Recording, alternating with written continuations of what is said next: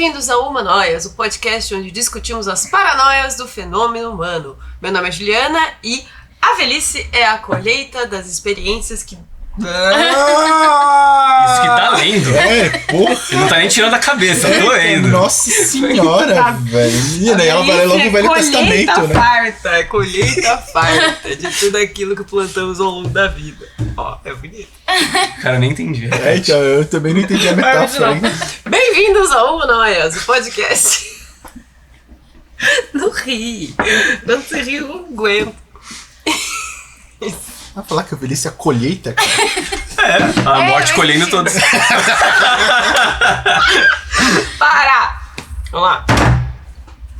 Bem-vindos ao Humanoias, o podcast onde discutimos as paranoias do fenômeno humano. Meu nome é Juliana e a velhice é colheita farta de tudo aquilo que plantamos no decorrer da vida.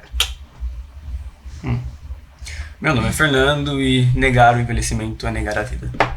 Meu nome é Rafael e na vida eu sou o velhinho do Vida de Inseto que joga xadrez com ele mesmo.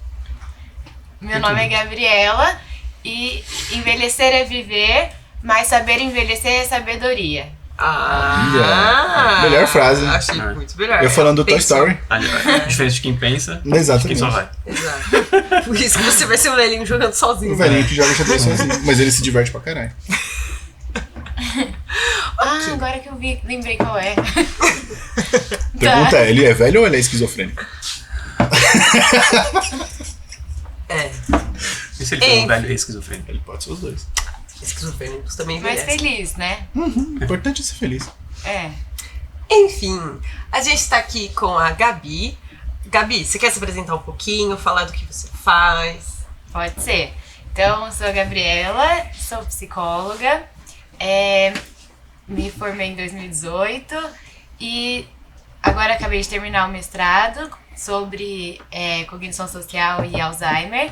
Então, trabalho desde o meio da graduação no Serviço de Atendimento e Reabilitação do Idoso, que é do Centro Paulista de Neuropsicologia, e lá a gente faz avaliação e reabilitação de idosos, com demência ou com outros diagnósticos.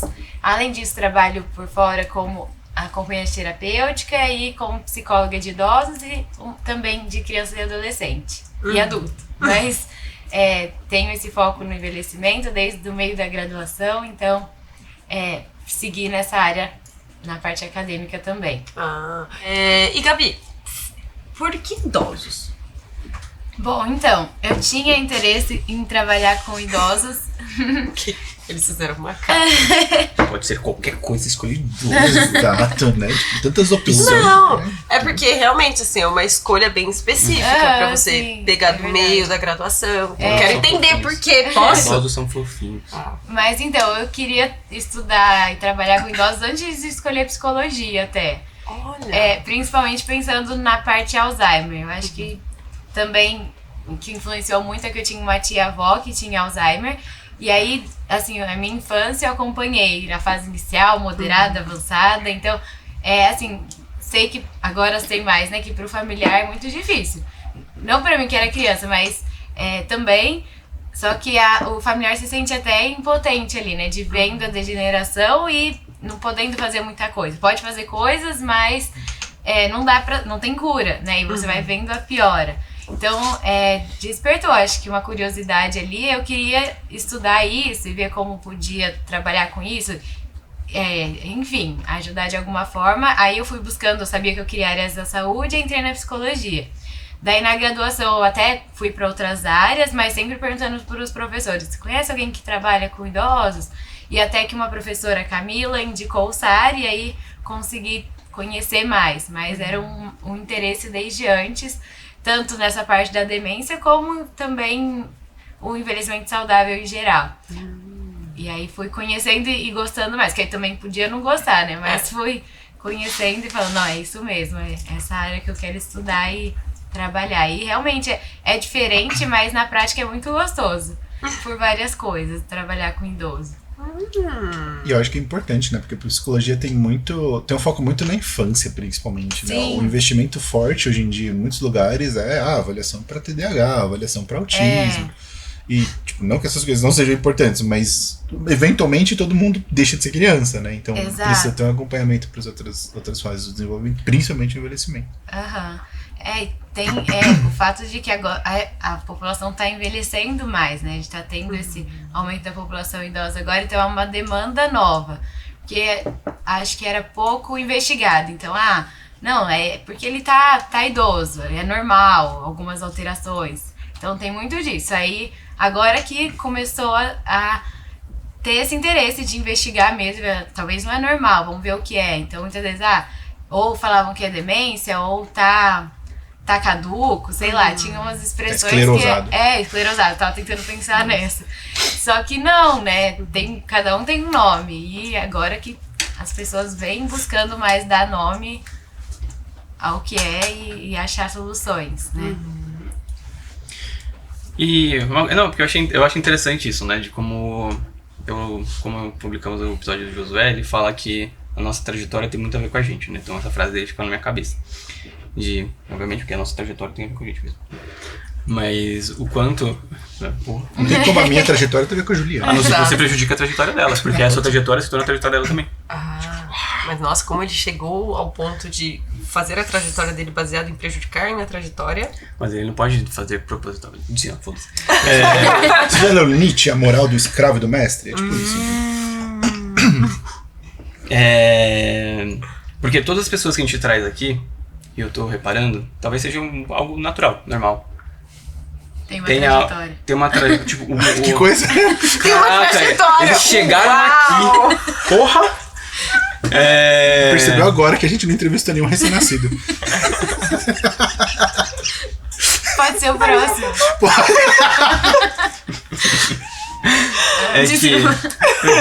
A gente vai daqui pra pior, tá? Do quanto literalmente, coisas significativas, tipo, pessoa da sua família, me movem a querer estudar e conhecer isso. Eduardo, puta fudido TDAH, agora mestrado doutorado em TDAH. Evandro, cagado da epilepsia, mestrado doutorado. Josué, mestrado doutorado também em questão de sexualidade. Cara, por que eu tô estudando esquizofrenia? Você quer que eu te conte agora? Calma, você existe? Rafa, toma esse remedinho. A Juliana Aí tudo some, tá ligado? É que você tá sozinho jogando xadrez. E você é um velho.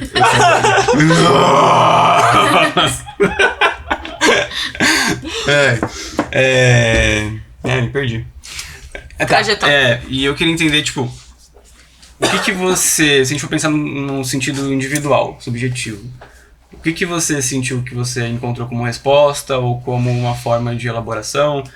Porque, falando da minha experiência, eu lembro de que minhas primeiras pesquisas foram sobre instituições religiosas, e eu tenho consciência total que aquilo era uma forma de eu lidar com tudo que eu tinha vivido.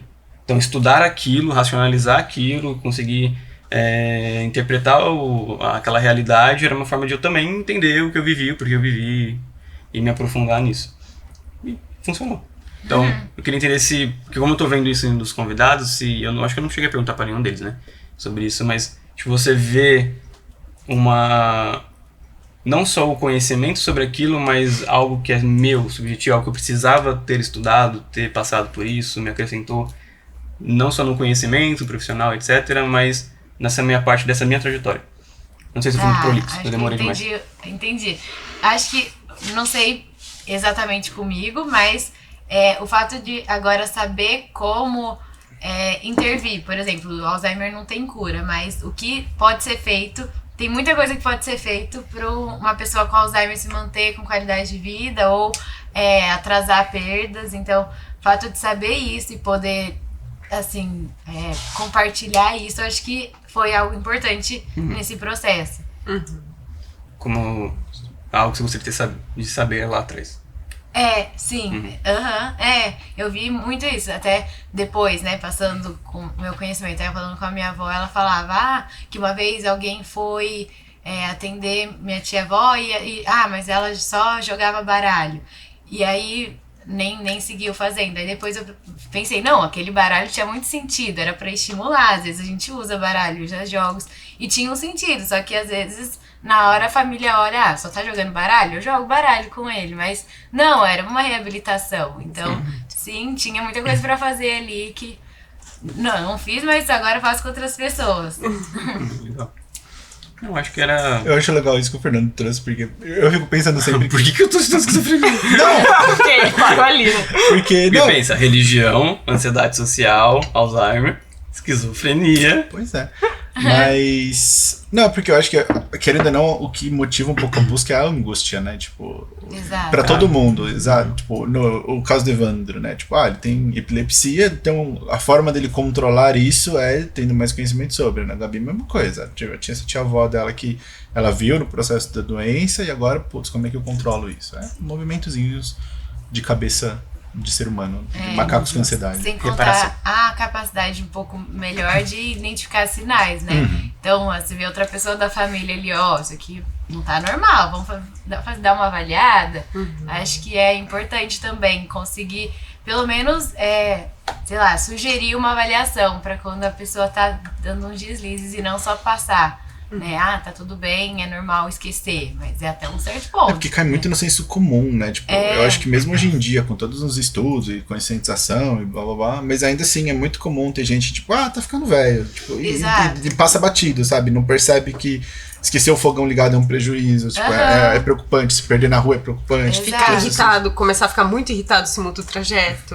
Exato, Então, é isso. Acontece muito. Já não, é normal. Tá velha, idoso, é normal. Mas não. E aí a família também tem aquele movimento assim, tipo, tá, velho, deixa aí, sabe? Tipo, dá uma isolada e tudo isso. Infantiliza, né? Exato. Não adianta. E quem infantilizar ou negligenciar, né? Acho que é um pouco dos dois, talvez. É porque eu entendo, por exemplo, um movimento de negação desse envelhecimento. Então, quando você fala, é porque tá velho. Você tá evitando olhar um problema que é um problema claro de declínio. Então, assim, você acaba infantilizando, por quê? Porque você não quer aceitar, talvez, que aquela pessoa já não consegue fazer o que ela conseguia. Ela não tem mais o nível de autonomia que ela tem, e daqui, ladeira abaixo. E é isso, tipo, se pra gente incomoda perceber que a pessoa tá perdendo habilidade, tá perdendo função, imagina pra pessoa que tá perdendo, entendeu? Perceber que, putz, não sei mais voltar pra casa, deve ser muito angustiante. Sim. Isso num quadro demencial, né? Mas aí tem o outro lado também de quando as pessoas começam a fazer muito pelo idoso, sendo que ele tá saudável e consegue continuar fazendo. Tem um sketch nesse sentido, vocês viram? Eu acho que não é o Fábio Porchat, é um cara que fala igualzinho o Fábio Porchat. Eu não vou lembrar o nome. Acho que cabelo enroladinho? Não é. Eu não lembro qual. É uma galera nova que eu nunca tinha visto. Eles estão na fila do banco. Aí tá, tipo, né, pessoas, aí tem essa senhora, e aí tem o cara atrás e uma outra mulher. E aí a senhora tá falando que o cara fala, porque eu fiz 60 anos hoje é meu aniversário, eu tô fazendo 60 anos. 60 tá nova ainda. Exato. Aí ele virou e falou, nossa, ele tava tratando ela normal. Aí a partir do momento que ela falou 60 anos, ele, nossa, mas você tá bem, né? Você tá ótima. Começa a falar e ela... Não, mas tá tudo bem. Ele falou, não, mas você pode ir pra fila de idoso, né? Agora ela, não, mas eu tô bem aqui, tá tudo... Não, mas pelo amor de Deus. Aí eles começam a fazer um monte de coisa em cima disso. De repente começam a tratar ela que nem um bibelô. E ela assim, gente, pelo amor de Deus, me deixa. Aí ela começa a gritar. Aí eles falam, ela tá desnorteada, chama a ambulância. Chama a ambulância. Ela fica, eu só quero ir embora. Só quero depositar meu dinheirinho. E é isso, assim, então, eles brincam exatamente com essa questão de você acabar tentando cuidar demais de um idoso que tá saudável. Tudo bem, Tem um nome pra esse tipo de violência, né? Tipo, é quando você vê um idoso como incapaz, aí você pega uma pessoa deficiente como se fosse incapaz também. Exato, não sei o nome, mas... Não é nem capacitismo, isso seria quando você entra numa questão de deficiência, mas tem um termo que eu não lembro agora. Mas, tipo, é uma violência de você... olhar para aquele indivíduo como se ele fosse menos e precisar de assistência total, sem que ele precisa. Exato. E aí acontece muito, né? De até em casa, desde que eu faço seu prato, desde que eu ligo a TV, desde que eu... Sendo que é importante a pessoa fazer, senão imagina a visão dela de, nossa, não vou fazer mais nada na minha vida, porque vão fazer por mim. E também se faz por ele, mesmo que ele tenha uma pouca dificuldade, ele não estimula. Exato. Ele não treina. Tem essa parte cognitiva. A questão é você estar do lado enquanto ele faz. É isso, Até quando vai um Alzheimer inicial, uma demência, é muito importante ainda mais, parece, deixar fazer. E aí é isso, é ser o cérebro auxiliar, tá? Ele pode dar os comandos, mas deixar a pessoa fazer. Porque aí tá estimulando, né, as habilidades todas pra manter por mais tempo. Porque se você deixa sem fazer, não estimula nada, aí sim que vai cai degenerar. cada vez mais, né? E ser paciente, né? Não ficar gritando com a avó porque ela não sabe mexer no smartphone. Exato, esse é uma dificuldade. Que é isso, às vezes a Eu nunca gritei com a minha, não. Ela falou assim de uma forma, Sempre. nossa, já bati na minha avó. Pois é, Não, não. A avó não imagina, sabe eu- ligar o WhatsApp. Morreu como? Bem ao contrário, eu que Apanhando. ajudava ela Porque assim, a minha avó foi diagnosticada com Alzheimer com 94 anos. Então assim, Tá. é difícil ser um Alzheimer com 94, não parece ser só uma questão natural do cérebro envelhecendo, né? Ela tá com 94. Só que quando eu me mudei há 3 anos atrás pra casa da minha mãe, depois, né, fiquei lá um período de 6 meses, e aí eu tive mais contato com como é que tava o quadro dela. Aham. E aí era exatamente isso, de que eu cheguei e a gente teve. Os meus familiares estavam dando o melhor que eles podiam, assim, e o máximo que eles podiam, e continuam dando, e tá tudo certo. Só que você vê que existe uma limitação da pessoa que não sabe como fazer aquilo, né? Então, como é que você dá banho no idoso que tá acamado? Então, você tenta ao máximo, mas tem uma série de outras coisas que você, né, precisa aprender a fazer. Por isso que tem uma profissão chamada cuidadora, né? Que exatamente vai saber fazer essas coisas. E aí, quando eu cheguei, eu comecei a estimular esse tipo de coisa de o que você quer fazer, vamos colocar TV, vamos tentar jogos, assim, e ela sempre foi muito resistente, né? Mas eu tive essa questão de querer puxar ela pra fazer coisas, pra tentar fazer coisas novas, porque ela tava, né? Então, Sim. ela não escuta. Agora ela tá com aparelho aditivo, mas na época ela não escutava. Ela tinha catarata nos 2 olhos. Então, assim. Aí você faz uma avaliação na pessoa que não tá ouvindo, não tá vendo. É. Alzheimer. Ah, Entende? Nossa. Então, assim, fica tudo É. muito complicado, sabe? Joga Harry Potter com ela. Nossa. Nossa, ela só vai pirar. Mas eu fazia. Por exemplo, ela gostava que fizesse as unhas. E ela sempre ia fazer a unha na manicure e tal. E são coisas que, quando você tá cuidando de um idoso, você vai esquecendo de fazer, porque você quer manter ele vivo só, né? Vivo, limpo, e é isso. isso acontece muito. E não, né? Não é só isso. Não é só isso. Então, por exemplo, ela tinha um pelinho que incomodava ela. E sempre que eu ia lá, ela falava, você pode tirar o pelinho pra mim? Não sei o quê. Então, assim, a gente continuava conversando como uma pessoa normal. Eu estimulava ela pra levantar, tentar sentar. Ela tá com quantos anos agora? 94, né? 94 agora. Tipo, ela me viu uma vez, lembra de mim até hoje e fala sobre mim. Tipo, Alzheimer. Ai. Alzheimer que avança, né? Tipo, Alzheimer ao contrário do mundo invertido. Ela lembra e pergunta. Stranger Things. Mas isso do diagnóstico, já que vocês falaram, acontece muito os dois lados. Tanto diagnosticar quando não é, como não diagnosticar quando podia diagnosticar numa fase bem inicial. Então tem muito, assim, é Alzheimer. E aí você vai ver ou não é, ou é outra demência, só que é isso. Eu já atendi, por exemplo, o caso de demência vascular que a pessoa tava com dificuldade de linguagem. Aí a pessoa, na avaliação, pedia pra contar uma história que acabou de contar, pra lembrar palavras. Ela não falava, só que não é porque ela não lembrava, é porque a linguagem não vinha, Não conseguia. né? Aí veio como Alzheimer. E aí a gente vai investigar e não. Teve uma que era vascular ou afasia. Enfim, era dificuldade de linguagem e misturou o diagnóstico ali. E tem muito casos que a pessoa vem com queixa desde o início. Tô esquecendo, sei lá, já me perdi, já isso e aquilo. Aí faz ali um minimento, não, você tá bem. Aí, Nossa, anos depois, não, mentira, eles fazem isso com Minimental só. ou uma coisinha a mais, a Bagulho é um pessoa vai rastreio de 5 bem. minutos. Exato, e aí passa 3 Que dia é anos, hoje? Tá bom, tá tudo bem, você acertou. Aí passa uns anos, vem o diagnóstico já numa fase moderada, às vezes, né? E aí. Que poderia ter tido intervenção antes. Mas você acha que tem são os os dois profissionais lados. que estão, tipo, mal preparados pra atender esse público? Tipo, não entendem os sinais, não entendem como é que... Às vezes sim, porque... Não, ou também familiar que negligencia e nem leva, né? Desse jeito que a gente falou, não, é normal, tá esquecendo, tá tudo bem. Então tem os dois lados. É porque a gente tem um problema na saúde mental, né? De que é psiquiatra que não sabe o que é TDAH, não sabe o que é TEA, não faz diagnóstico errado. Eu não atendo idosos, então eu queria saber se você percebe mais ou menos isso pro envelhecimento também. Sim. Se a gente culpa o psiquiatra ou o neurologista. Os dois. Ou os dois. Talvez os dois. Mas aí a gente entra numa pergunta que eu acho interessante. A partir de que idade é interessante você começar a se consultar com um geriatra? Tá, o geriatra, acho que... Não sei. Acho que, não sei. A partir do momento que Não, você acho se que considerar velho. eu acho que o geriatra porque- acho que Sim. Exato, porque essa é a grande questão. Normalmente a gente vai atrás do geriatra... Segundo um site de uma clínica específica de geriatria, a partir dos 60. A partir dos 60, mas o acompanhamento especializado não tem uma regra fixa, podendo até mesmo começar antes, entre os 40 e 50. Eu acho que assim, quando você tem direito ao bilhete gratuito de idoso, você já pode ir pro geriatra. Mas é 65, pode eu acho que já tá um pouco Não, tarde. é Mas 60? tem uma coisa 60? que não é comum fazer, acho que quase ninguém faz, mas que seria importante, era fazer avaliação neuropsicológica como prevenção. E não só a hora que você vê que tá tudo ruim, né? Isso direto. Para de fazer só quando tem sintoma, porra. Isso, Vai lá e você faz e vê que você tá bem ou sei não. lá, com 50 anos. Aí você tem a linha de base pra quando você, opa, tá meio ruim, deixa eu ver se tá bom. Você faz e compara. Ah, não, às vezes é só uma depressão que deu uma alteração, só alguma coisa, sei lá, do organismo, mas você tem onde comparar. Porque você faz quando já tá Não tem linha de cagado, base. né? Não tem... e aí você não é mais difícil saber. Então acho que uma coisa que poderia fazer era isso, fazer e ir acompanhando. Igual a gente faz exame de sangue a cada ano. Não é? É meu o mesmo sonho. exemplo que eu dou. É o meu sonho. Não precisa, talvez, Porra. uma certa época fazer todo ano, mas a cada 2 anos. Porque fazer uma neuropsicológica normalmente. Não, Você termina de pagar uma pra fazer a outra. E não tem diferença de resultado de um pro outro, não sei que você passou por algo bem específico.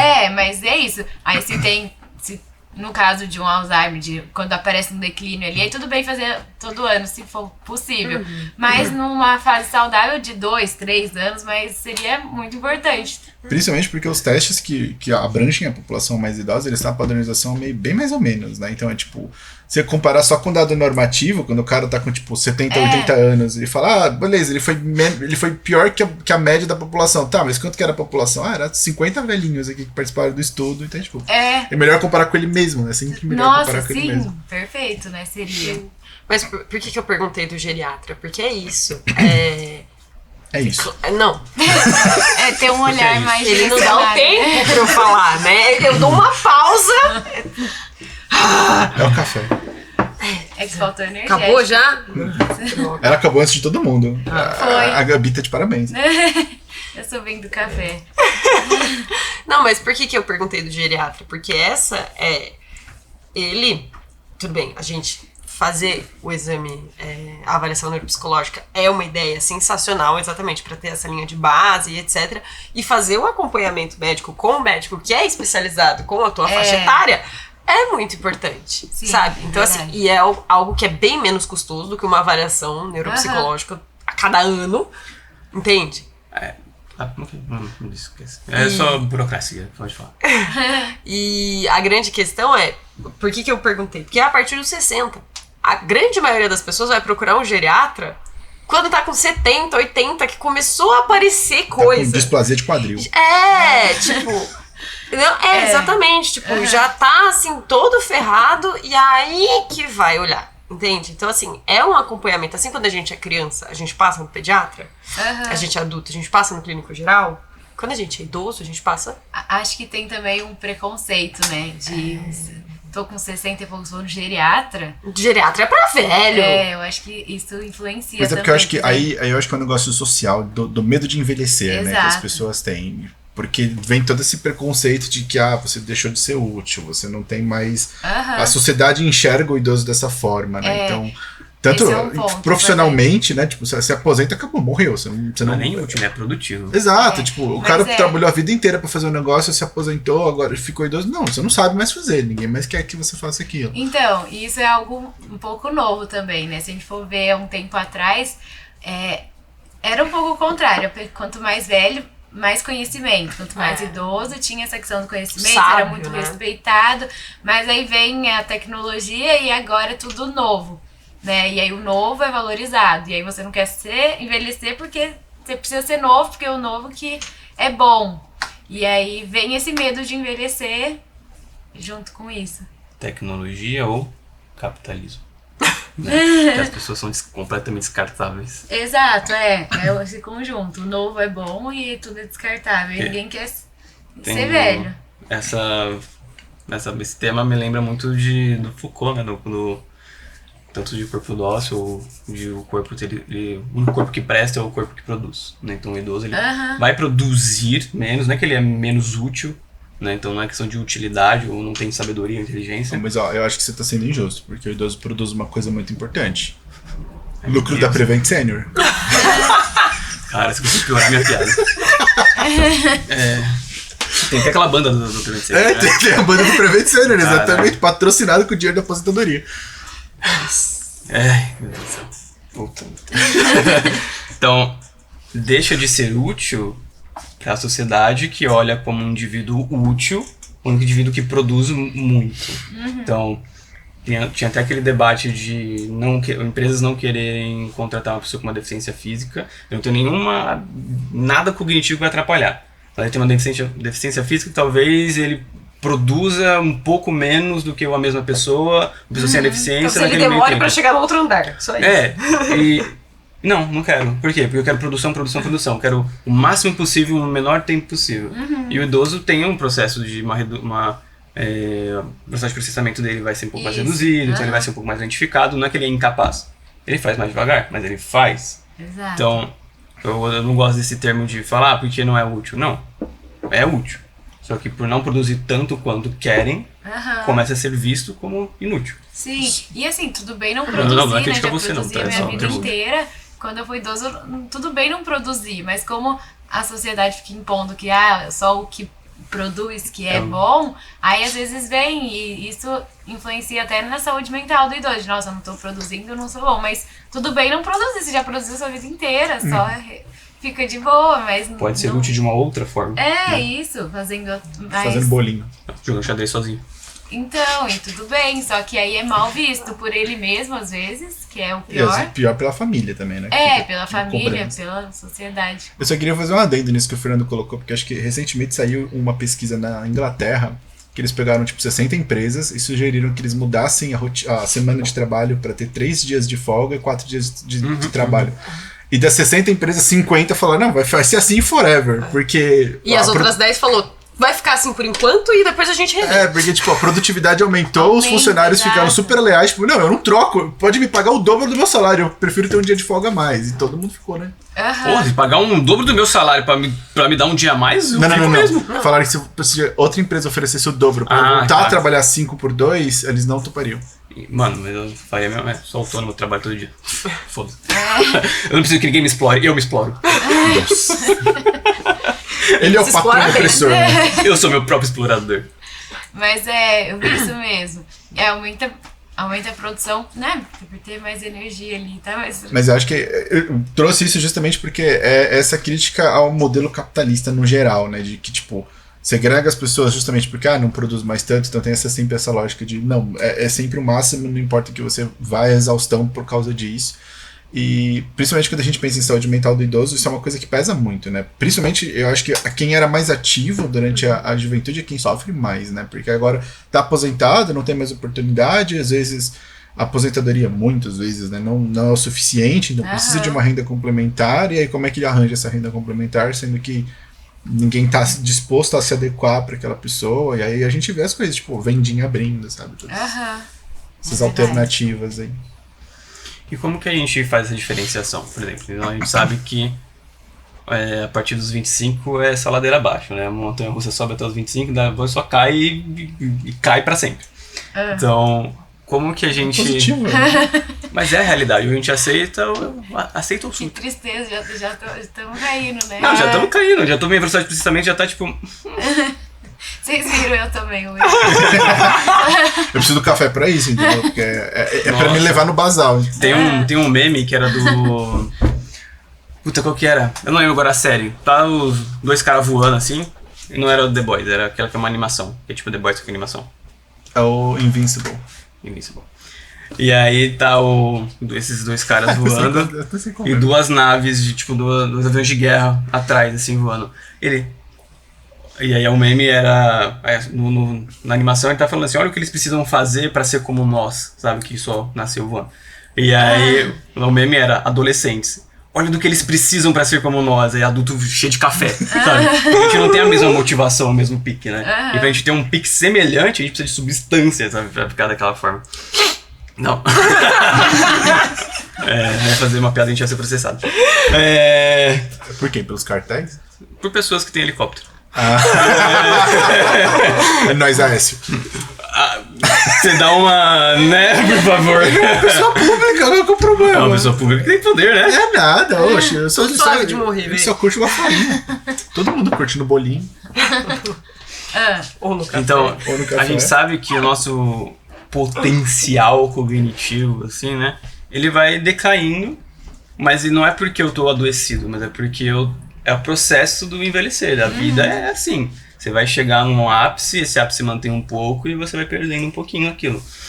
Então, se todo indivíduo, não importa o quão saudável seja, ele vai ter a alteração cognitiva, mas dentro do saudável, dentro do esperado, como que a gente distingue quando aquela perda que ele tem ou aquela dificuldade que ele aparece é natural ou começa a se tornar patológico? Tá. E Então, qual seria o nome de cada uma? Certo. Então, vamos pensar no envelhecimento. No envelhecimento saudável tem alterações esperadas, que como você falou até, o processo da informação fica lentificado, a atenção diminui, a capacidade de aprendizagem diminui, isso é esperado também. Memória operacional, que é a capacidade de manter a informação ativa enquanto a gente está fazendo uma tarefa, diminui. E isso é esperado, e aí o que ajuda a saber o que é ou não esperado é a avaliação também, né? Então, quando tem essas alterações e a pessoa se mantém funcional, fazendo as atividades do dia a dia, fazendo a comida, andando, fazendo o que ela costuma fazer, a gente entende que é normal do envelhecimento saudável. Agora, quando tem uma alteração além do esperado, que aí a gente consegue ver mais com a avaliação. Então, para essa idade de escolaridade, tá a mais, assim, a atenção tá, assim, pior, a memória tá pior. Então, tem que comparar, né, com um grupo, mas se tá mais alterado, a gente já vai para o envelhecimento patológico. E aí, dentro do envelhecimento patológico, se ainda a pessoa se mantém funcional, tá com uma alteração além do que é esperado, mas se mantém funcional, a gente fala que é um comprometimento cognitivo leve, que aí pode ou não evoluir para um quadro demencial, por exemplo. E aí, se já é um caso que a pessoa tá com alteração além do esperado em 2 ou mais funções e tem um impacto na funcionalidade, aí é patológico e é um quadro demencial. E aí, dentro das demências, tem vários tipos, né? Não é só o Alzheimer. O Alzheimer é de maior prevalência, só que aí vai depender de qual função que tá alterada já numa fase inicial. Então, vamos lá, para ser uma demência, tem que ter alteração em 2 ou mais funções cognitivas e uma alteração na funcionalidade. E aí, se a primeira função, uma das primeiras, lá numa fase inicial, que tem alteração é a memória, a gente tem o diagnóstico de Alzheimer. Se a função executiva é a que tem mais prejuízo, então provavelmente deve ser uma demência frontotemporal. Então é importante ver por onde começa, né? E aí se tem, por exemplo, algum evento vascular, um AVC, uma isquemia, é demência vascular ou uma demência mista. Então aí o diagnóstico é feito de acordo com onde tá a alteração. Só que tem que ter impacto na funcionalidade para ser uma demência. E quais são essas funcionalidades? Tipo, o que estaria impactando? Tá, então pode ser, geralmente numa fase inicial são mais atividades instrumentais. Então, por exemplo, coisas mais complexas, pagar conta, fazer comida, pegar transporte. E aí numa fase moderada já afeta atividades básicas, como escovar dente, tomar banho, então vem dificuldade aí. Então, primeiro vai nessas coisas que às vezes é menos percebido, né? Então, errou o ônibus, esqueceu o fogão ligado, pôs açúcar em vez de sal. Então, são coisas assim que começam a aparecer dificuldade. Difícil. Que eu só coisa. tenho 28. Mas isso acho que numa fase numa fase inicial aparece mais, e atividades básicas aí já é numa fase mais moderada, que é dificuldade de ir no banheiro. Eu tenho 2 perguntas, Gabi, porque você falou um negócio que eu achei interessante. Você falou para idade e escolaridade, né? Então a escolaridade ela é um fator tipo protetivo para, sei lá, pro envelhecimento saudável? Sim.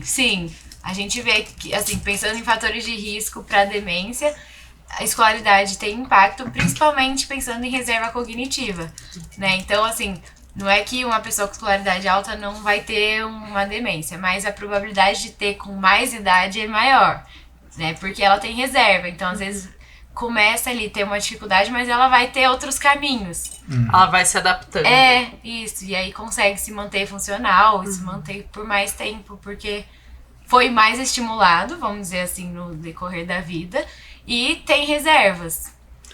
E a outra pergunta é que você comentou aqui, por exemplo, para estabelecer um diagnóstico de Alzheimer, a pessoa precisa ter um prejuízo funcional e 2 prejuízos cognitivos significativos, assim, em relação a um baseline da vez da vida. Como é que a gente sabe quando esse... Por exemplo, vou usar a memória como exemplo, né? Se a gente sabe que é esperado a pessoa ter um declínio de memória com o envelhecimento, como é que eu estabeleço que esse declínio... é um declínio normal do envelhecimento ou não? É um declínio que já seria patológico indicador de Alzheimer? Então, é a avaliação neuropsicológica que vai mostrar o que é esperado e o que tá além. Mais. Ok. Beleza, então a pessoa faz uma avaliação, beleza. Tá, uma alteraçãozinha, mas eu não sei se ela é... Esqueci o fogão ligado, estourou a minha panela de pressão. Eu posso estar mais desatento, ou posso estar num... pode ser atenção. É uma história. Você estourou a panela de pressão? Mano, Desculpa, eu preciso... eu preciso contar essa história porque ela foi muito boa. Qualquer coisa a gente corta. Mas era quando a minha mãe morava ainda na antiga casa. E eu tinha ido, eu não lembro se eu morava lá ainda ou se eu tinha ido visitar, eu acho que eu tinha ido visitar. E a minha antiga cozinha, ela era tipo um corredor. Todas as minhas cozinhas no corredor. A sua atual também quase todas as cozinhas que existem. Não, mas ela era, tipo, ela era compridona, assim, né? Não necessariamente. Aí, a minha mãe morre de medo de panela de pressão. E ela tinha colocado feijão lá. Então, tipo, tava aqui, né, o fogão, pegando aqui, né, pressão, tudo certo, tava fazendo. E aqui era a entrada da cozinha. E na entrada da cozinha tava a minha avó... Não, tava... eu... Não. A minha mãe... Nem era ela. Mas pode contar pra ela. Ela viu numa série. A minha mãe, a minha avó e eu. Então tava minha mãe, minha avó e eu. E a panela. E a gente tava meio de zigue-zague conversando. De repente, a panela, ela... Puff, tipo, saiu Nossa! Aquela tampa e... Começou, né, a sair o vapor lá pra cima. Odiou esse barulho que eu fiz.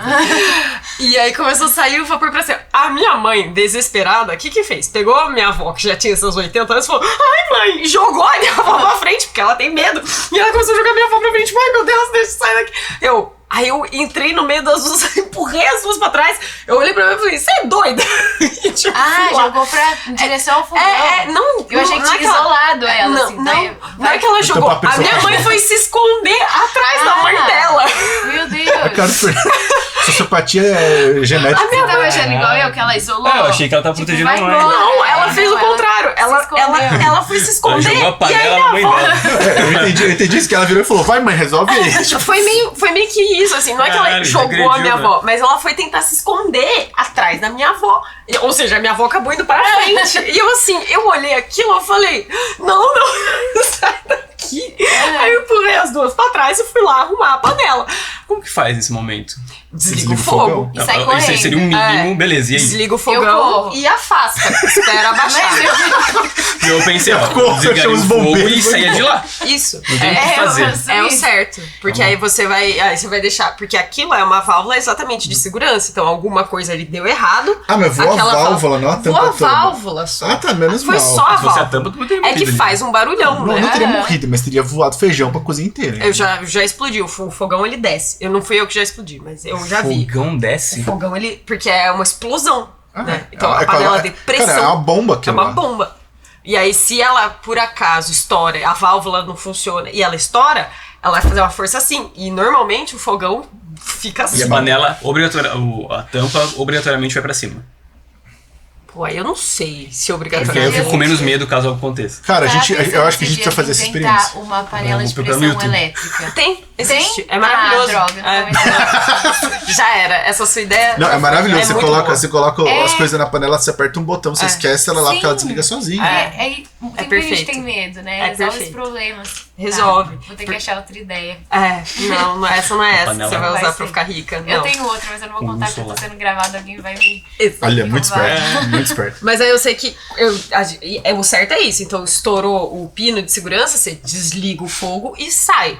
Por quê? Porque aí você vai esperar o vapor sair, vai esperar a pressão sair. Se tiver que estourar por algum motivo, estoura e ninguém tá ali. Por isso que é uma válvula de segurança. Eu vou perguntar pro inconsciente, porque eu sei que ele manja das físicas. Tacar água gelada na panela de pressão pra condensar... Tá maluco? Não explode nada. Tá, então beleza. Isso eu já vi, isso eu vi. Mas, porque eu pensei, pensando eu nesse negócio do fogão, Isso, infelizmente eu vi. não é cara sempre morreu que... Você joga água gelada, então se tiver alguma estrutura mais frágil dentro da panela, a panela já está em uma pressão, uma tensão. Aí tem uma fissura, alguma parte mais frágil da panela. Aí você jogou água gelada bem ali. Aí você abriu. Tá, faz sentido. Eita. Não pode. Por isso que eu não vou ter panela de pressão normal. Ou seja, o que era pra estourar, sei lá, pra cima e pra baixo e não machucar tanto em volta, aí de repente você abriu na Estoura pro lateral. lado. Aí ele virou um míssil, um torpedo em um lado, entendeu? Eita. Eu vi um Uma cara que direção. fudeu muito, que ele pegou a panela de pressão, botou na... Direto? Ele teve isso, ele pegou a panela de pressão, colocou na pia e ligou a torneira. Ah. Sujou a cara dele. Calma.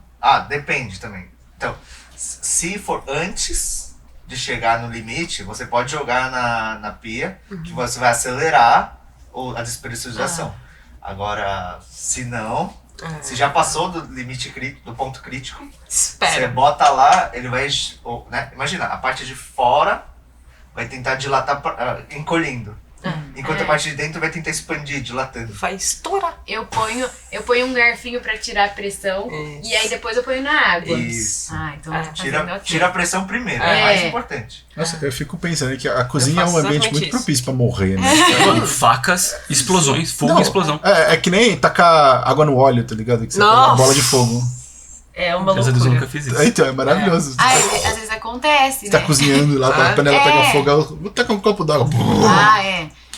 Não, isso você vê quando pinga, tipo, você pega uma coisa que tá ainda molhada e você vai mexer no óleo e já dá um... já Literalmente, uma vez eu já fiz uma labareda desse tamanho.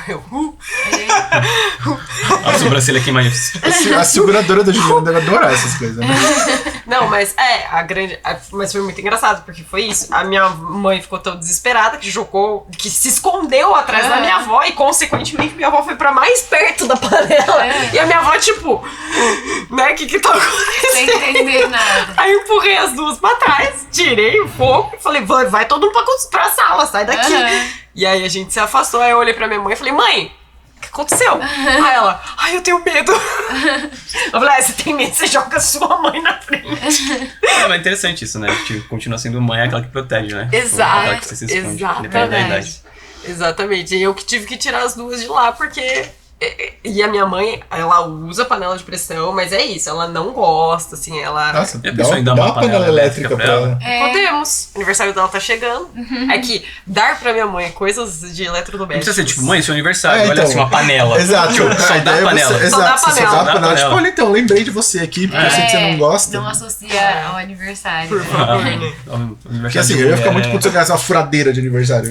Mano, eu ia curtir. Eu ia gostar. Eu acho que a furadeira eu ia gostar. É que não é só a furadeira, você vai ter outros presentes, né, de outras pessoas. exato. Se todo mundo se juntasse pra dar a furadeira, é sacanagem, mas... Não, mas aí ia ser uma britadeira, né? Se todo mundo se juntar. Uma furadeira de impacto, como eu tô precisando. Ficaria feliz. Pegar Enfim. e tacar na parede. De impacto. A gente chegou nesse assunto. Mas deixa eu voltar no assunto da panela. Que... Foda-se, panelas. Não, é muito mais. eu ia relacionar, ué. Vai. É, que nem sempre é memória, que é o que você falou antes da Ju contar. Que às vezes a gente fala, tá esquecendo a panela, é memória, Alzheimer. E não, às vezes é atenção, então é importante investigar, né? Porque, e também nem sempre é porque tá com uma demência, às vezes pode ser, tá cheio de coisa na cabeça, tá com um monte de acontecimento na família e tudo bem, esqueci a panela, então tem esse ponto. E aí um ponto legal que eu pensei, pensando nessa atenção e memória, às vezes a gente fala, nossa, cheguei na cozinha, esqueci o que eu ia fazer, né? Tô com problema de memória. Abrir a geladeira. Abrir a geladeira, o que eu ia fazer e esqueceu. Aí uma coisa que é legal de perceber depois você lembrou? Em algum momento você lembrou, né? Porque é isso, a pessoa que tá com problema de memória, às vezes, nunca mais vai lembrar por que tava ali, ou não vai lembrar como chegou ali. Se a gente para e pensa e lembra, pode ser atenção, eu lembrei, então Eu tinha lido em alguns estudos epidemiológicos que tem muito caso que o idoso está deprimido e eles começam a colocar, tipo, é demência, declínio cognitivo, e na realidade é depressão porque afeta a cognição, Sim. né? Principalmente essa parte de volição e atenção também que você comentou, e aí não é que ele tá com Alzheimer, mas tem todo um processo ali de doença psiquiátrica que impede ele de funcionar. Exato, é por isso que é importante o diagnóstico diferencial. Porque é isso, tem que investigar tudo. Se é uma depressão, se é uma ansiedade, se é alguma alteração biológica, né? Às vezes é falta de alguma substância que também causa. Então tem que descartar tudo isso para poder chegar num diagnóstico de Alzheimer. Mas acontece muito. Que aí a gente, faz avaliação. Aí tem gente que fecha um declínio, mas na verdade tem uma depressão forte. Então tem que tratar a depressão e avaliar de novo. Pra gente ver se é ou não é. Às vezes tratou a depressão, fez terapia lá 2 anos, pronto, resolveu. Eu fiz uma avaliação no idoso, tinha 68 por aí mais ou menos. E tava com suspeita de Alzheimer. E aí você vai fazer a avaliação na anamnese, você na primeira conversa, assim, eu falo, mas o cara 68 anos vai ter um burnoutão, sabe? Tipo, com um sintoma depressivo, ansioso, ele tipo, sozinho trabalhava, tipo, tinha lojas, assim, sabe? Ele que organizava tudo e a família não queria mais trabalhar em loja, então tudo aquilo foi construído em família, pessoas foram saindo, ele tinha que administrar tudo sozinho, e trabalhava de segunda a segunda, a hora que eu acordava, a hora que eu dormia, não fazia mais nada. E aí, tipo, Alzheimer, porque começou a ficar perdido, mais estressado, ele começou a esquecer muito, a se desorganizar. Aí, tipo, ele vai dar um surtinho, vai ter um burnout, sabe? E as pessoas não vão chutar, Kevin? Vou chutar. Que é meme do cérebro, vou chutar, ver. E o quanto a família simplesmente queria acreditar, porque isso para devolutiva pra família também, né, pro psiquiatra, queria um diagnóstico de Alzheimer porque eles não seriam responsáveis, né? Não sou eu que tenho que começar a ajudar ali. Sim. E o próprio idoso não queria reconhecer que ele precisava parar um pouco de trabalhar tanto, né? Ou aceitar que talvez uma loja precisa ser fechada porque não tem o que ser feito. Volta naquela coisa da produtividade, né? Não quer parar de produzir como ele produzia antes. Porque nem era ele que produzia antes tudo isso, né?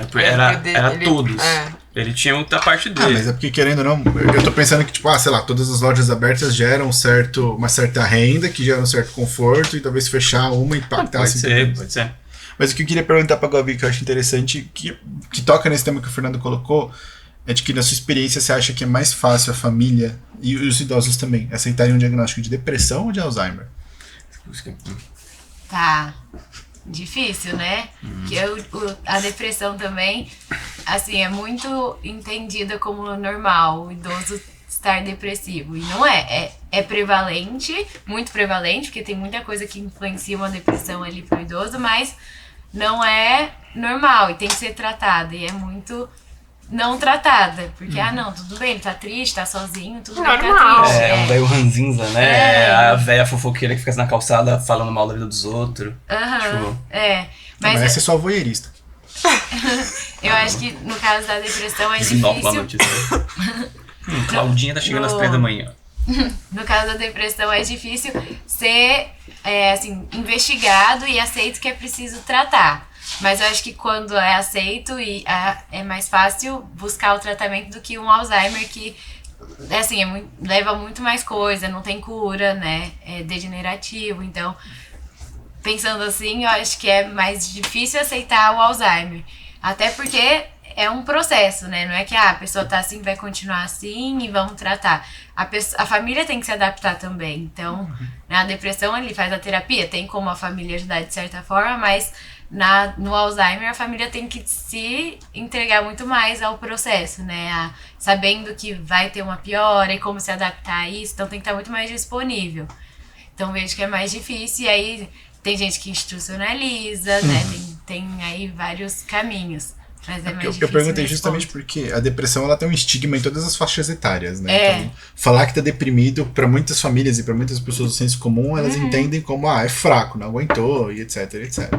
E eu percebo muito isso que você comentou, né? Tipo, muita gente normaliza a depressão na terceira idade, sabe? Tipo, não, tá sozinho, não tem ninguém, fica chato, fica ranzinza, fica isso, fica aquilo. E não percebe que é um problema de saúde mental, né? E aí cola um pouco com isso que o Fernando falou, de que tem muita família que prefere não, né? Por isso que eu perguntei, porque eu não conheço, não trabalho com idosos.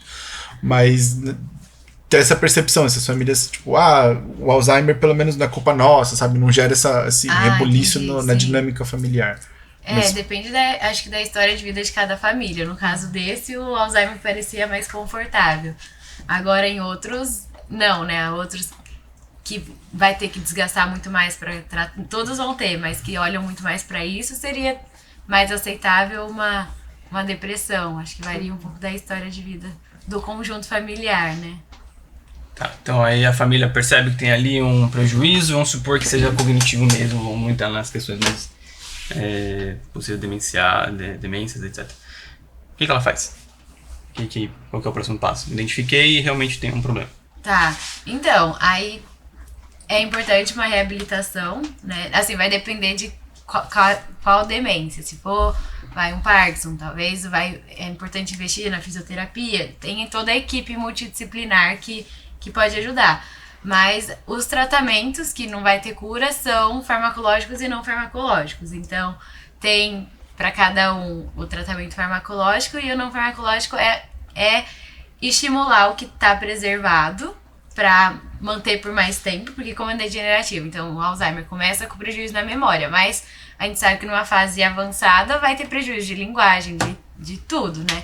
Então, a reabilitação, ela vai estimular o que ainda tem preservado, não vai ficar estimulando memória, porque não faz sentido, mas vai estimular a atenção, a linguagem, porque tende a perder, mas se a pessoa continua escrevendo, continua lendo, continua fazendo várias coisas, ela vai manter por mais tempo. Então a reabilitação vai fazer isso, vai ajudar a adaptar o ambiente, adaptar as coisas para essa pessoa, para ela se manter funcional. Então, uma pessoa com Alzheimer não consegue mais lembrar onde as coisas estão guardadas no armário.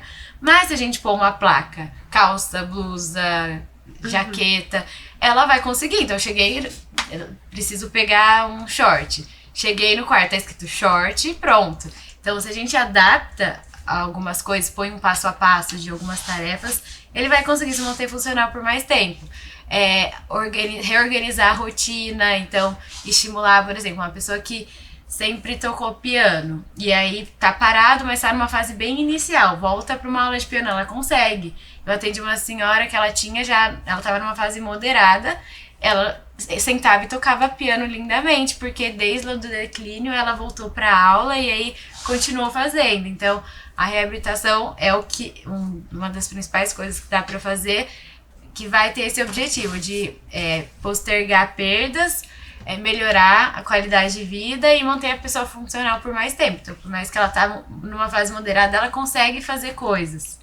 Eu acho triste, porém poético. A tristeza também pode ser bonita. Né? Lá vem. Não, é sério. Porque aquilo que você mais faz ao longo da sua vida é aquilo que permanece.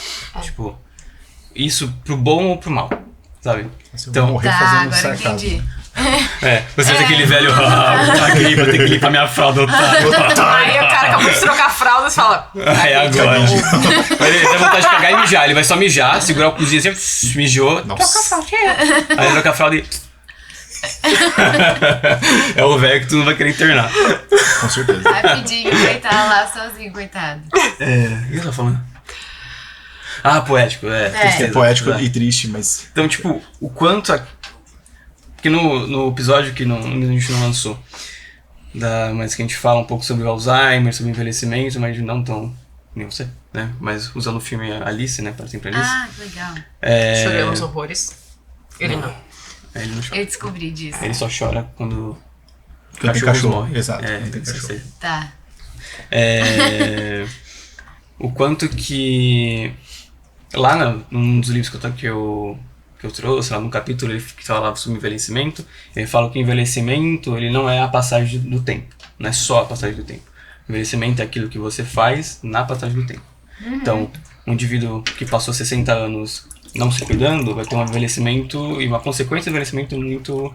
vai ter prejuízos maiores, né? Sim. E aquele que se cuidou de uma certa maneira, fez comportamentos que são preventivos, ele vai ser mais novinho mentalmente, vamos dizer assim. Ele vai ter um prejuízo menor, ou vai estar com as funções mais preservadas. E então quando a questão de música, né, que você também trouxe da última vez, é algo muito legal, porque tipo, às vezes a pessoa aprendeu aquilo, é algo muito importante, algo que ela domina, e eu posso esquecer de muitas coisas, eu posso perder muitas funções, mas aquilo que importa ficou, sabe? É uma das últimas coisas a irem. Exato, é a memória emocional, né? Não é? É a última a ser perdida, assim. Então, a gente vê muito isso. Então, o paciente numa fase moderada, mas a memória emocional tá ali. Então, toca uma música, toca... Até quando começa a regredir também, né? Que vai regredir pra momentos específicos da infância, quando tem filhos, ou momentos específicos, tipo, eu lembro do casamento, é a parte eu lembro emocional, É tipo... o coco. Eu ia falar cuco, mas não era cuco, eu ficava tipo... Quando ele toca Lembre uma de música pra avó e a avó lembra, sabe? Exato. Tipo, era avó ou era bisavó? Não lembro agora. Bisavó. Bisavó. Eu lembro de mim. Nossa. Essa cena eu chorei. Ah, cuzão. A cachorro é desenho. Essa é uma criança. Desenho funciona. Então, tipo, é só essa observação, tipo, vocês. Eu provavelmente vou ter Alzheimer, porque boa parte das pessoas da minha família morreram em consequência disso. Tudo que eu vou lembrar vai ser Academia. videogame e academia. Eu nunca vou esquecer de fazer um Você vai agachamento. lembrar da MC Pipoquinha. Que música. Mas aí é trauma, né? É importância. Né? Mas tem memória emocional, filho. Mas... Por favor, não fala, cansei. Eu tô até aqui com os dedinhos com coisa que eu ia falar. Acho que um dos 3 dedinhos eu já esqueci. Fazer uma avaliação pra ter um TDAHzinho? Primeiro você falou de fator de risco pra... E realmente, assim, não tem como prevenir totalmente uma demência, mas tem os fatores de risco que a gente pode cuidar pra tentar prevenir de certa forma ou postergar, que é isso que você falou de estilo de vida. Então, a qualidade do sono influencia, alimentação, uso de álcool e drogas, então tudo isso vai influenciar no idoso que você vai se tornar, né? Então, por mais que tenha a parte genética que você falou, Que eu já perdi aí. tem os fatores de risco que dá pra controlar também, né? Então tem tudo isso que influencia. Aí outro ponto que eu ia falar é da memória emocional, só que isso eu nem sei se corta ou não. Mas uma coisa interessante que eu achei nas avaliações que a gente estava fazendo é que tem as perguntinhas lá dos testes, né, de memória semântica. Então, quem é o presidente do Brasil? Quem foi o último presidente? E, geralmente, desde da faculdade ali, quando eu fazia, a pessoa não lembra quem é presidente atual, quando era um Alzheimer. O Bolsonaro todo mundo lembrava. Trauma. Porque é memória emocional, gente. Foi tão intenso que foi pra memória emocional. É aquele lá, né? Às vezes não falava o nome, mas descrevia o ser. É o cara que tá ok. Aí chamou a atenção. A gente foi discutir lá no SALE. Aí a Vera falou, memória emocional. A gente, nossa, realmente, pegou nessa parte. Então, é interessante, tipo, pra todos, né? Nossa, envelhecer você vai perder algumas coisas. E foca naquilo que importa. Porque se você focar nisso, é isso que vai manter lá pra frente, né? Então, o quanto é o que eu faço no agora. Né? Sim. Não o que eu vou fazer depois. E buscar fazer coisas novas, porque aí você vai ter mais coisas também, né? Pensando nesse envelhecimento patológico. Então, se você lê, faz exercício, faz várias coisas, toca um instrumento, são formas de estimular também. Até já quando você tá numa fase idosa, se você busca aprender uma língua nova, se você busca novos conhecimentos, você tá estimulando e vai ajudar muito. O que eu ia perguntar, porque tem a ver com esse conceito de reabilitação, né? Porque, pelo que eu tô entendendo, a lógica da reabilitação no envelhecimento é um pouco diferente quando a gente fala de criança, né? Porque a ideia da criança é, ele tem um prejuízo, sei lá, de memória, então eu tenho que estimular memória, porque eu preciso que ele desenvolva aquela habilidade. E no envelhecimento é meio que, não, ele tá perdendo memória, então eu vou estimular as outras habilidades para que elas não sejam perdidas, já que memória já tá indo. A gente estimula o que tá preservado ou o que tá rebaixado. Então, às vezes pode ter, sei lá, se a memória, por exemplo, no Alzheimer, quando tá bem amnésico, já tá prejudicada e a gente não mexe. Vai trabalhar com estratégias, né? Isso, vai criar as estratégias do ambiente. Mas se tá rebaixado, então a gente ainda estimula. Por exemplo, afasia, às vezes é um paciente que tá com a linguagem bem rebaixada, não consegue lembrar ali as palavras, mas aí a gente vai tentar continuar estimulando enquanto ainda tem. A ideia, então, é estimular o que tá rebaixado ou preservado. Agora, o que tá prejudicado aí, realmente, é só buscar estratégias para ajudar. É porque tem muita coisa de senso comum, sabe? De, tipo, o idoso tá começando a esquecer as coisas, faz jogo da memória, faz palavra cruzada. Tipo, isso, tá com Alzheimer, vamos jogar a memória, gente. Vai ser frustrante, vai ser pior, né? Vai pegar ali o emocional, não consigo jogar um jogo de memória. E não é essa a ideia, a gente não quer que seja frustrante. Aí tem isso também que é legal da reabilitação, que é ser bem individualizado. Então, música é legal, mas põe que é um idoso que nunca gostou de música, detesta ouvir música. Eu vou lá levar música pra mostrar, treinar a letra. Não, né? Tem que ser. Ou então a pessoa adora, sei lá, samba. Aí eu vou ficar levando, sei lá, um rock pra ele. Não, tem que entender a pessoa e levar coisas que sejam prazerosas, que a reabilitação é importante ser, né? Porque, poxa, tem que estimular o que a pessoa tem conhecimento. Cozinhar é algo ótimo de fazer na reabilitação, porque envolve muitas funções, né? Tem que planejar, tem sequência, tem tudo. Agora, alguém que nunca entrou na cozinha, vamos fazer bolo hoje? Não, né? Então tem que levar em consideração a história de vida de cada um para planejar uma reabilitação também. E eu acho que agora o mais interessante, não tudo interessante, mas a sua pesquisa. Foi muito legal. O quê? É isso, pessoal, muito obrigado. Mas qual era a pergunta, qual era o objetivo que você queria ver? Então, eu fui investigar a cognição social na evolução da doença de Alzheimer. Então, do declínio cognitivo até passando pela fase inicial e moderada da doença de Alzheimer.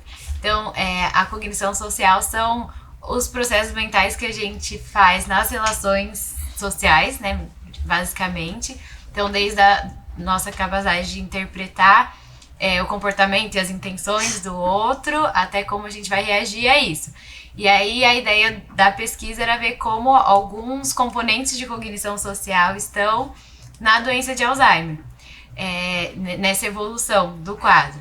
Então, a gente era um teste que, pensando no Alzheimer também, eram vídeos que tinham interações sociais de personagens ali, algumas interações, vamos dizer, positivas, então tinha um desfecho positivo, e algumas interações negativas com um desfecho não muito bom. E aí, por serem pacientes com Alzheimer, a gente passava o vídeo e ficava uma imagem, um teste que fica 4 cenas do que foi passado para que eles tivessem acesso a isso quando fossem responder as perguntas. Pra memória não influenciar. Então esse foi um diferencial da pesquisa, porque quando eu fui investigar pesquisas sobre cognição social e Alzheimer, muitas pesquisas usavam testes que, por exemplo, passava o vídeo e depois fazia pergunta. Então, alguns testes que exigiam memória para o paciente com Alzheimer. E a ideia foi fazer algum que não exigisse habilidade de memória para a gente conseguir separar e avaliar a cognição social. E aí, foi legal, foi interessante, assim, foi diferente porque foi bem na pandemia, então teve que adaptar para o online, era para ser presencial, aí não deu, a gente fez no online, mas como eram vídeos, a gente compartilhava o vídeo, então teve essas adaptações todas. E aí, foi difícil com os pacientes com Alzheimer manter ali, né, na chamada online, então tinha que ter um familiar do lado, ajudando com material. E aí a gente observou que sim, tem uma evolução do prejuízo da cognição social também nos pacientes com Alzheimer. Não em todos os componentes, mas em teoria da mente, por exemplo. Teoria da mente afetiva e teoria da mente cognitiva. A gente viu que tem é afetado numa fase inicial e tem uma piora numa fase moderada dos pacientes com Alzheimer. Numa fase de declínio não teve alteração significativa. Você pode explicar o que seria a teoria da mente, o que seria a emocional? Então, teoria da mente cognitiva é a nossa capacidade de interpretar a intenção e o comportamento do outro.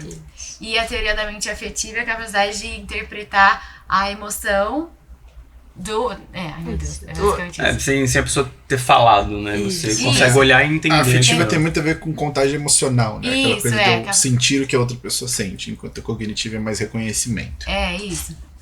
E aí interpretar as emoções do outro. Então, uma pessoa com Alzheimer, ela vai ter um impacto em entender o que o outro tá sentindo. E o que o outro tá pensando. O que ele vai fazer em determinado ambiente. Pensamento. Volta. A teoria da mente cognitiva é a capacidade de interpretar o que o outro tá... a intenção e o que o outro tá pensando nessas relações sociais, e a teoria da mente afetiva é a capacidade de interpretar essas emoções, a emoção do outro. Mas é um prejuízo bem grave, assim, ou só ele tem uma alteração? Então, vamos dar o exemplo do teste. A pergunta de teoria da mente cognitiva é: o que você acha que esse personagem está pensando nesse momento? A pergunta de teoria da mente afetiva era: o que você acha que ele está sentindo? E aí tinha outros dois componentes, que era compreensão interpessoal e compreensão Nossa senhora, isso, interpessoal e interpessoal de normas sociais. De normas sociais, isso. Então a pergunta, ainda bem que você também usa esse teste. A gente usou o mesmo teste, até ia chegar nos resultados. É o mesmo teste dele? Eu fiz esse teste. Eu também. Então, aquele videozinho. Ele falou que a gente teve prejuízos graves. Eu mais que você. Eu tive prejuízo grave? Não, ela teve prejuízo grave. Não, o meu foi. Eu dei dica pro mestrado, do mestrado dele. Não, só que suas respostas foram bem preocupantes. Depois eu falo disso. Deixa a Gabi explicar como é que é o teste, porque eu não quero saber. Não, é porque eu queria até chegar nessa parte dos resultados, porque os resultados dela com a população de Alzheimer, eu usei esse teste nos esquizofrênicos, e é muito bizarro essas respostas, muito diferentes como eles interpretam. Eu quero saber agora, vamos falar tudo isso. Mas então, aí pensando na teoria da mente, o que a gente observou é isso: numa fase inicial já tem uma certa dificuldade de entender a intenção do outro e como o outro está se sentindo, e numa fase moderada ainda mais. Aí a gente vai para os outros componentes, que é compreensão interpessoal de normas sociais e intrapessoal de normas sociais, que seria a pergunta de compreensão interpessoal de normas sociais. Você acha que essa pessoa se comportou como deveria se comportar? E a compreensão intrapessoal de normas sociais: você teria se comportado da mesma forma que essa pessoa? Então, você julgar o comportamento do outro dentro de normas sociais e julgar seu próprio comportamento. Essas duas habilidades a gente encontrou a alteração só numa fase moderada. Então, numa fase inicial da doença de Alzheimer, ainda eles conseguem ter esse julgamento. Isso é bem interessante, de que, não, ele não agiu de forma adequada, ou agiu e eu agiria ou não de tal forma. Isso se manteve numa fase inicial e só teve prejuízo numa fase moderada. E uma coisa que chamou a atenção foi os vídeos positivos e negativos, assim, de interações adequadas ou inadequadas. Então, os vídeos negativos, que é quando a pessoa não agia de uma forma adequada. Então, a velhinha tava passando na rua, deixou cair a sacola e a outra passou olhando e não ajudou. Esse seria um exemplo de um vídeo de interação mais negativa. Eles tiveram um melhor desempenho, conseguiam perceber melhor. E eu acho que tem a ver com o que a gente falou de memória emocional, porque chama mais atenção, até discutir isso no projeto. Porque chama atenção, né, de, nossa, não ajudou a velhinha. Chama mais atenção do que uma cena que foi tudo bem. Pega mais na memória mais emocional. Indignação. Isso, mais indignação. Então eles, mesmo assim, tiveram um desempenho melhor, de uma forma geral, nos vídeos de interação negativa, porque tem essa... Não sei se é mas numa das hipóteses é porque tem esse apelo, um apelo emocional, mas tem um impacto maior. E aí, além disso, a pesquisa também identificou que função executiva e memória semântica teve impacto nesse prejuízo de habilidades de cognição social. Acho que a memória semântica faz muito sentido, até pensando no reconhecimento emocional, né? Tipo, de como ele falar como a pessoa está se sentindo, ele precisa de memória semântica para entender esse conceito. Exato, eu fui pesquisar isso de memória semântica pensando na cognição social, e realmente, se a gente for pensar, até pra gente ter essa questão de normas sociais, é errado você não ajudar uma velhinha que derrubou a sacola na rua. Então tem uma coisa que a gente cria no decorrer da vida e fica na memória semântica, que vai ajudar nas interações, né? Então a gente saber o que é certo ou errado, a gente saber o que funcionou ou não com uma pessoa, né? Então a memória semântica tem muito a ver. Eu não pensava isso antes, acho. E aí, quando eu fui pesquisando mais, eu vi que realmente a gente tem muita memória para as relações sociais, né? De saber o que é correto falar, o que talvez não seja muito bem aceito. Então a gente vai criando isso. E se não tem isso, dificulta a convivência, de uma forma geral. E as respostas deles, eles, tipo, davam qual que era o nome? Tipo, eles davam uma resposta social, né? Porque o teste, ele corrige assim, tipo, se você dá uma resposta não social, se você só descreve o que está acontecendo, vale menos pontos do que se você dá uma resposta social ou com conteúdo emocional. Foi aí que eu perdi, então. Foi aí que todo mundo se ferrou. Sim. Porque eu perguntava, o que está acontecendo? Eu falava, ele não está sendo pró-social. Tá bom. Essa é a minha resposta. Mas eu falava disso porque, por eu te conhecer, eu sabia que você entenderia exatamente o que essa palavra significava. Mas então, eu tinha que jogar muito aquele de fale mais sobre isso, pra ver se vinha mais um pouquinho. Aí quando eu fiz um piloto, eu não fiz, e aí realmente uma pessoa saudável teve uma pontuação bem baixa. Aí eu comecei a dar só essa pergunta, né? Você pode falar mais sobre isso? Aí às vezes vinha a parte social da resposta. Mas é difícil conseguir 3 pontos, que aí realmente você tinha que falar, ele devia ter ajudado porque ela é uma senhora e provavelmente ela tá precisando de ajuda, sei lá, precisava de um discurso muito grande. Porque eu percebi muito isso, e foi o mais bizarro pra mim, porque a minha amostra esquizo, eles tinham um léxico de emoções muito curto, então todos eles, tipo, davam a mesma resposta, e era bizarro, porque quase todos usavam as mesmas palavras. Tipo, o que aconteceu? Ela tá irritada. É só isso, sabe? Não tinha uma variação de reconhecimento emocional. Sim. E em determinados testes, eu acho que o de empatia cognitiva, principalmente, que eles davam descrições mais emocionais do que os controles. Eu achei muito bizarro isso. Os controles eram bem, tipo, o que essa pessoa tá sentindo? Ela tá brava. Parava por aí. E os esquizos, tipo, mas porque eles não conseguiam resumir o sentimento numa palavra só, né? Aí falavam várias coisas. A parte eles conseguiam até descrever, mas é isso, ou era só um bravo ou um indignado, e tinham umas respostas mais completas. Mas tinha um reconhecimento que a gente viu uma piora com o avanço do quadro. Mas teve alguns que chamou a atenção. Tem um vídeo que aí foi a ver com a pandemia. Aquele da barraquinha de cachorro-quente. Sei. Sabe? É cachorro-quente? Né? Que aí, assim, é um vídeo positivo, né? Que vai um pai com a criança, pede vocês viram, né? Pede um lanche, o pai compra, dá pra criança e sai. Tudo bem. Era pra ser um vídeo positivo. Só que tava no meio da pandemia. Aí, ele agiu como deveria, se comportou como deveria se comportar. Não usou luva, pegou o dinheiro com a mesma mão que pegou o lanche. Aí virou um vídeo negativo. Porque todo mundo falava, cadê o álcool? Não passou álcool. E até os com Alzheimer falavam, bem no ápice da pandemia, assim, bem no momento de isolamento, aí virou um vídeo negativo, porque ele tá ali com a mãozinha. E como é que você corrigiu isso? Porque o gabarito, ele é bem chatinho, né, com essa coisa de, tipo, então, essa é uma situação negativa, então se ele reconheceu como positiva já é um ponto. Então, eu pus, mas aí depois na discussão eu fiz uma parte qualitativa falando sobre. Mas teve uma alteração aí nos dados por causa disso. Porque aí, outra coisa que eu achei bem legal do esquizo, que a gente até tá discutindo no grupo, né, que eles têm um problema com uma habilidade que a gente chama de estilo de atribuição, que é o quanto a pessoa dá de causa para aquilo que tá acontecendo. E tem aquele primeiro vídeo que é o treino, né, do cara com a cartinha, e é muito bizarro, porque o cara tá com uma expressão neutra, né, a ideia é que ele tá com uma expressão neutra. Todos que ele tá puto, ele não gosta disso, ele tá bravo com a mulher, ele foi grosso, ele tava nervoso, tipo, gente, o cara tá com a expressão neutra. Só pegou a ver. É muito bizarro esse reconhecimento emocional. Eu penso em fazer terapia, no seu casamento. Assim, ele tem esquizo, então eu acho que ele tá fazendo. Não sei a gravidade dele. Mas, e também eu vi diferença naquele de estacionar, que ela estaciona num lugar proibido. E aí é um viés muito cultural que apareceu, de falar, mas ela parou só um minutinho, sabe, tudo bem, o guarda foi muito rígido. Então, isso eu acho legal, porque eu acho que deve ser um negócio muito geracional, porque as minhas amostras eram mais adultos jovens, todos eles falam, não, tem que multar mesmo, tem que se ferrar, tá errado, tem que multar. Não, olha só. Eu achei muito legal idosos, isso. Não, alguns falavam, né, mas alguns parou rapidinho, o guarda tá rígido. Não, eu acho que eu vi só uma pessoa que falou, tipo, mas foi só um minutinho, ele podia ter dado só uma advertência verbal, o resto todo mundo foi, não, se não multar era prevaricação. Não, na verdade, muitos falavam que o guarda até que tava certo de multar, mas aí no pensamento da moça ela pensou, só um minutinho, vou ser rápida, não vai dar nada. Mas apareceu bastante. Esse teste é muito legal. Eu adorei esse teste. E qual é o meu resultado? O seu resultado é que você não deu respostas emocionais em quase nada. Mas depois eu mostro pra você. Eu vou falar aqui. Sou muito racional. Porque ele só falou que eu fui mal.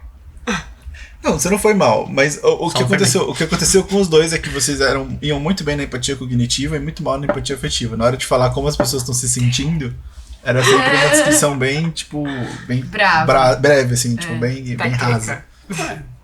Ok. O Fernando tem umas respostas terapeutizadas até que. No meio do teste eu tive que virar pra ele e falar, tá, responde que nem gente, não como se Falei assim, ó, dá pra você responder que nem um ser humano? Tá bom. O comportamento reforçado. Porque era isso, chegava nessa parte de normas sociais e ele falava, não, então, ele tá sendo egoísta, ele não foi pró-social, ele respondia isso pra todos. Aí eu, tipo, tá bom. Eu vou zerar você porque você tá respondendo só isso. Fernando tem esquizo. Os resultados principais só pra gente fazer esse síntese seria: percebo que existe esse prejuízo na teoria da mente, seja mais cognitiva, mais racional e emocional. Tem um avanço do declínio na teoria da mente cognitiva e afetiva, com o avanço do quadro demencial. Então, numa fase inicial tem um prejuízo que piora, numa fase moderada, e a compreensão de normas sociais, tanto intrapessoal como interpessoal. A alteração apareceu só na fase moderada, e essas alterações tiveram impacto de função executiva e memória semântica. É interessante porque eu lembro que eu acompanhei um idoso que ele começou a sair de cueca na rua. Porque pra ele tá tudo bem. Só uma cueca. E o que ele tinha? Alzheimer. Será que não era frontotemporal? Não. Porque essa desinibição acontece. Mas porque ele já tava num casinho mais avançado. Porque vocês, né? O Alzheimer, quando casos graves, graves não, né? Mas tipo, avançados do Alzheimer, ele tem moderado, desinibição. Sim, também, não foi verdade. No início, não.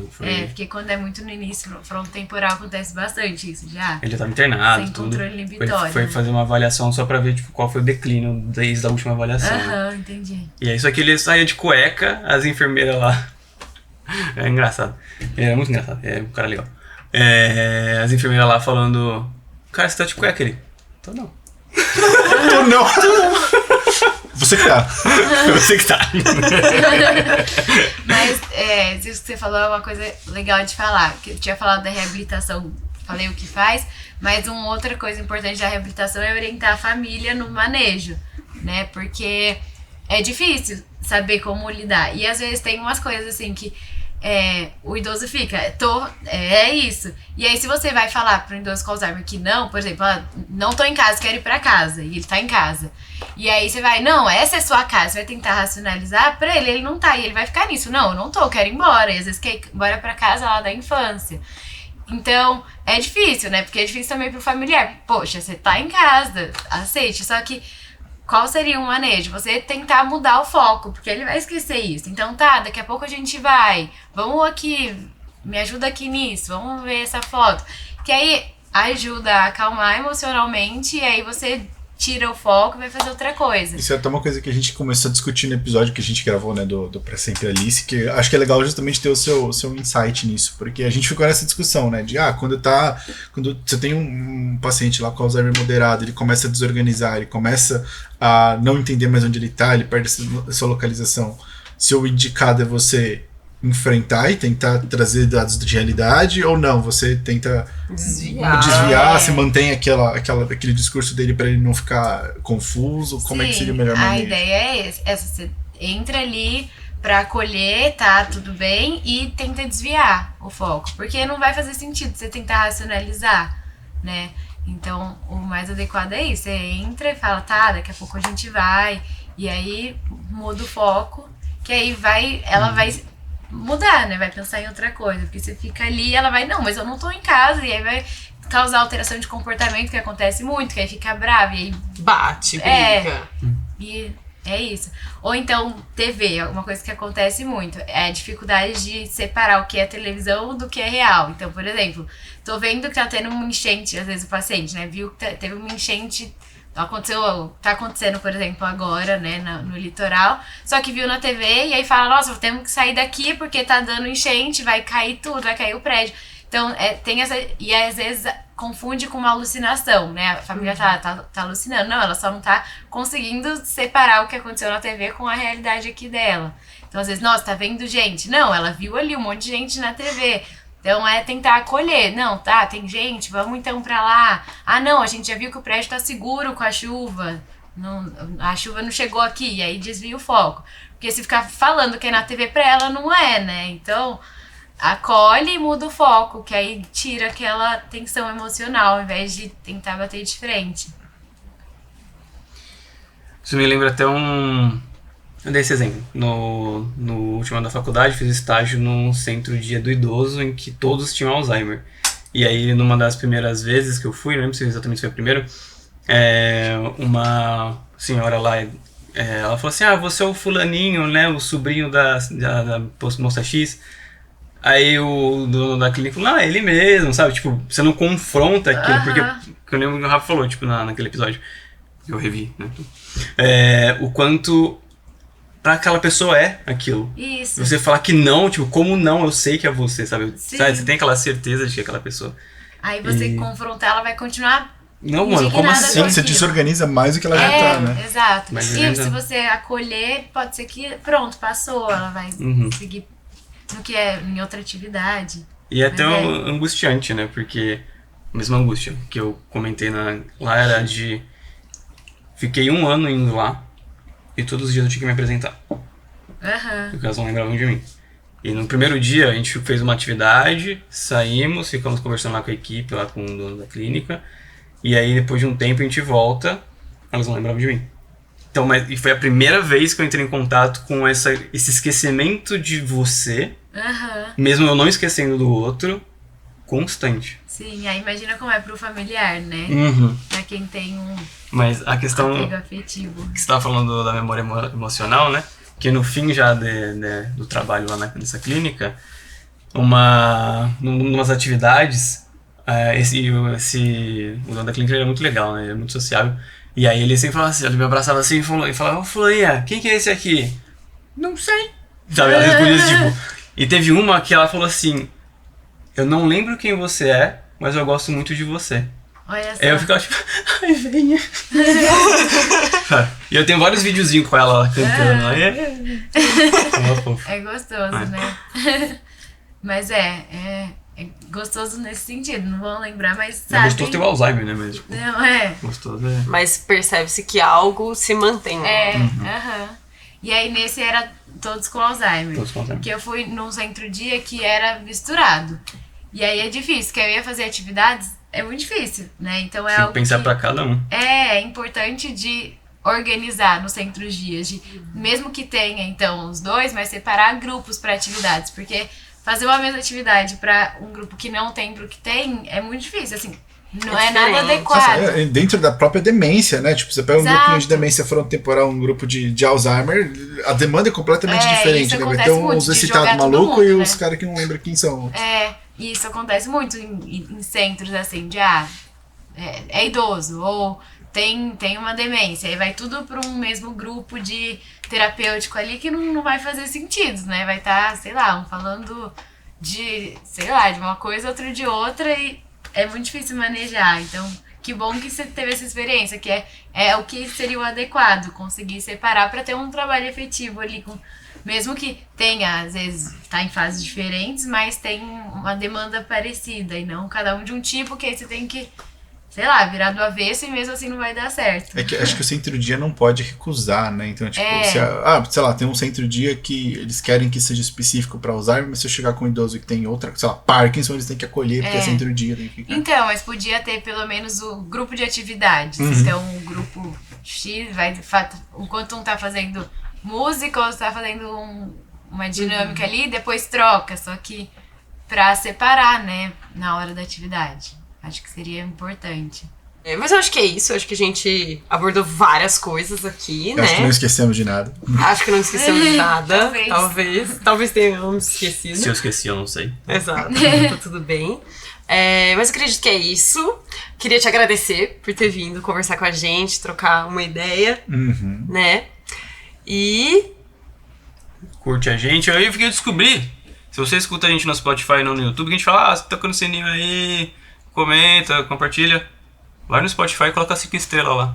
Ah. Mas, se for 1, 2, 3, se você não gostou muito e quer colocar 4 estrelas, não coloca estrela. Só 5. Ou é 0, ou não é 0. Ou não coloca ou é 5. Ou não coloca o S. Aqui a gente só funciona dessa forma. E obrigada a vocês também pelo convite. Eu sempre vejo e acho muito legal. E agora eu tô aqui, então muito obrigada. Foi um prazer recebê-la. Muito bom, muito bom. Então até a próxima, pessoal. Tchau. Valeu.